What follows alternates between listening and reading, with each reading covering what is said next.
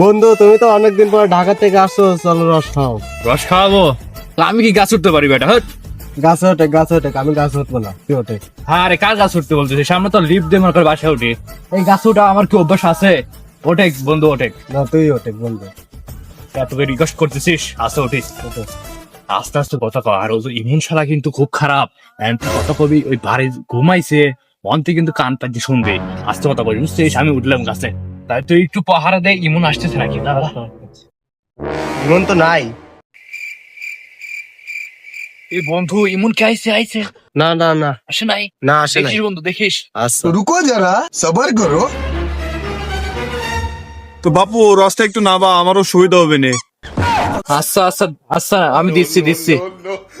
দাঁড়াও বাপু, রস খাও। এরে বন্ধু, পোলা রস না বাড়া।